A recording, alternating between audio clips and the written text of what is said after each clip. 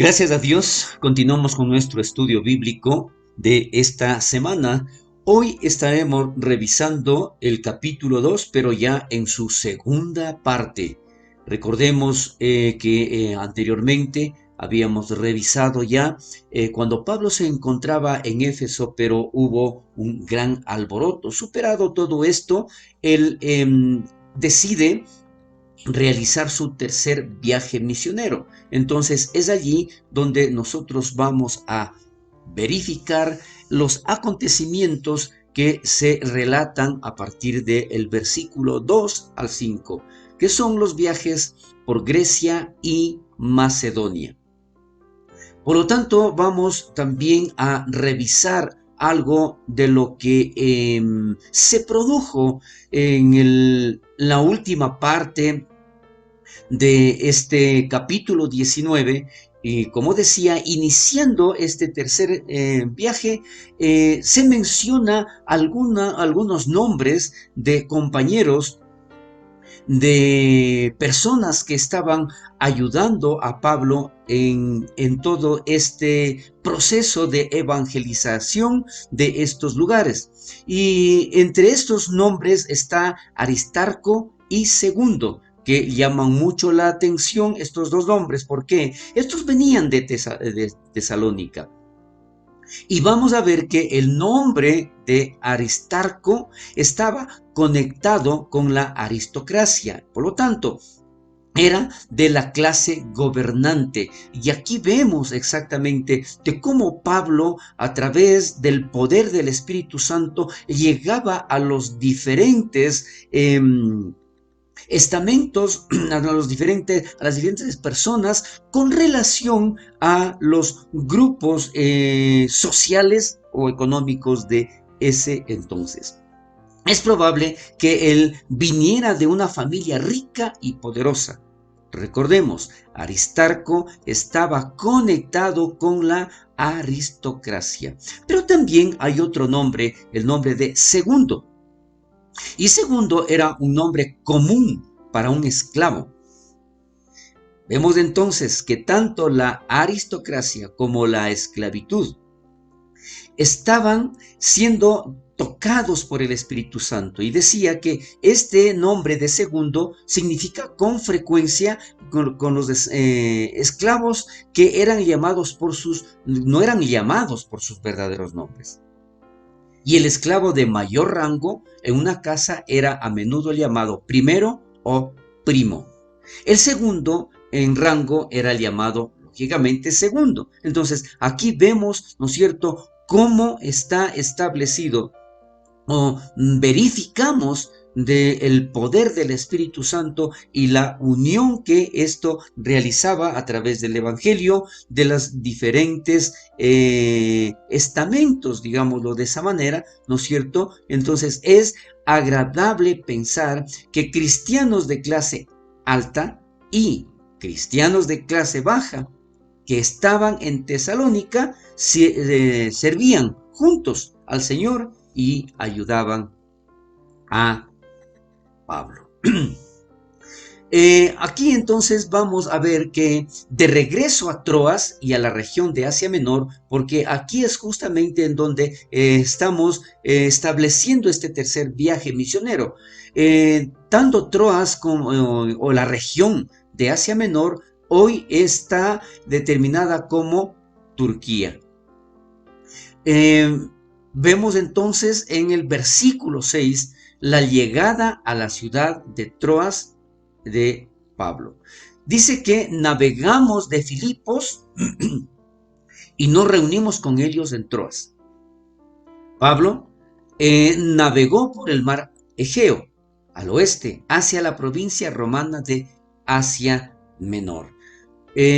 Adicional, navegamos y nos quedamos 7 días, como dice la Biblia. Lucas, el escritor del libro de los Hechos, reanuda la narrativa de nosotros.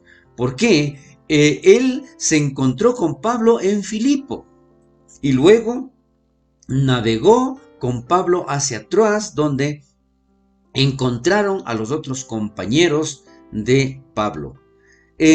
Pablo dejado a Lucas en Filipo. Recordemos allí, ¿no es cierto?, que que Lucas se quedó en Filipo, ¿no es cierto?, y se relata esto allá en el libro de los Hechos, en el capítulo 16, que ya lo habíamos visto, en el versículo 40. Entonces, en este momento de la narrativa, nuevamente Lucas dice, en otras palabras, nos encontramos nuevamente con Pablo y continuamos en el viaje misionero. Luego, los versículos del 7 al 12, vamos a ver aquí un acontecimiento muy importante, muy interesante, referente al sermón muy largo que realizó Pablo en esta ocasión, y también de un joven llamado Éutico, que resucitó de entre los muertos. Decía, este acontecimiento muy importante que muchos estudiosos, ¿no es cierto?, han emitido comentarios al respecto. La palabra de Dios dice que el primer día de la semana, reunidos los discípulos para partir el pan. Este es el primer ejemplo certero que tenemos de los cristianos reuniéndose el primer día de la semana para tener comunión y estudiar la palabra. ¿Sí? Entonces, ¿por qué anteriormente no se sabía exactamente qué día se reunían o con qué propósito lo hacían? Aquí declara en el versículo 7, ¿no es cierto?, que ellos se reúnen precisamente, y dice, en el primer día de la semana para tener comunión y estudiar la palabra de Dios. Sin embargo, aquí parece que se reunieron por la noche, porque el domingo era un día normal de trabajo para ellos. Entonces tenían que buscar un espacio para reunirse y no dejar pasar este acontecimiento que ya lo estaban haciendo en este día en especial. Pablo les enseñaba y alargó el discurso hasta la medianoche. Entonces, ¿qué es lo que sucede aquí? Vamos a ver que Pablo tenía ese anhelo de predicar la palabra, y se dieron las circunstancias para que él se alargue mucho tiempo. Entonces Pablo sintió la necesidad de predicar durante mucho tiempo. ¿Por qué? Estaba listo para salir al día siguiente. Entonces él no quería desperdiciar ese tiempo y sabía que tal vez no les volvería a ver por mucho tiempo, o probablemente Pablo ya no regresaría por ese lugar. Entonces él quería aprovechar transmitiendo todo lo que él tenía en su corazón. Entonces el hecho es de que aproximadamente Pablo comienza a enseñar, predica la palabra, transmite y enseña alrededor de 6 largas horas. Es por esto que nosotros vamos a ver que este sermón que realiza Pablo produce precisamente de que un joven llamado Éutico cayó del tercer piso abajo y fue levantado muerto. Aquí vamos a ver claramente, la palabra de Dios dice que él fue levantado, pero estaba muerto. Entonces, la combinación de que era muy tarde, el calor probablemente, el humo de las lámparas, hicieron que el joven Éutico se quedara dormido. Su caída y su muerte definitivamente habrían dejado una amarga nota en la reunión. Ahora, como decía, hay muchos comentarios referente a esta situación, y entre estos comentarios vamos a leer hoy el comentario de Hughes. Es reconfortante, dice él, para cualquier predicador pensar que la gente se puede quedar dormida incluso durante la predicación del apóstol Pablo. Bueno, esto es un comentario, ¿no es cierto?, en donde podemos darnos cuenta de que lamentablemente en la actualidad también existen muchas personas que cuando alguien está predicando cierran sus ojos, se duermen. Entonces, esto en una forma irónica lo menciona Hegel.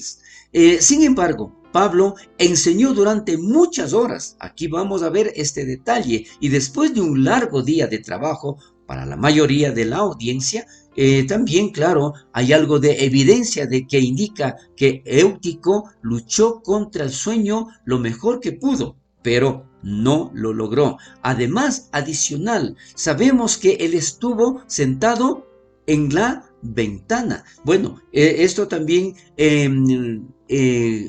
es motivo de muchos comentarios. ¿Por qué este joven no estuvo sentado como los demás, sino estuvo en una ventana, con el riesgo, lógicamente, de que él podía caerse?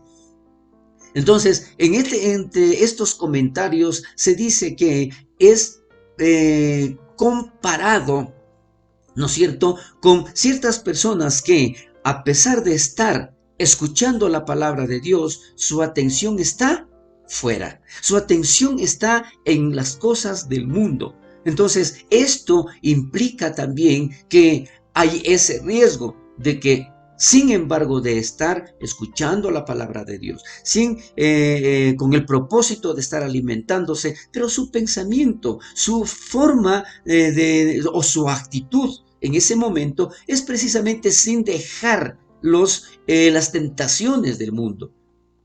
Eso lo mencionan otros comentaristas. Los tiempos de los verbos griegos retratan al pobre Éutico siendo vencido poco a poco, a pesar de su lucha por mantenerse despierto.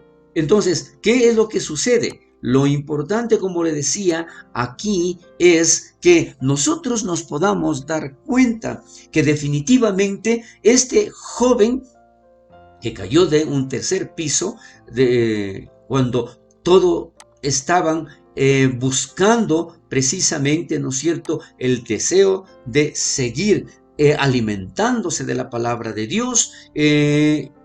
Esto distrajo por un momento, pero al final el sueño fue más fuerte que él. También lo comenta Hegel.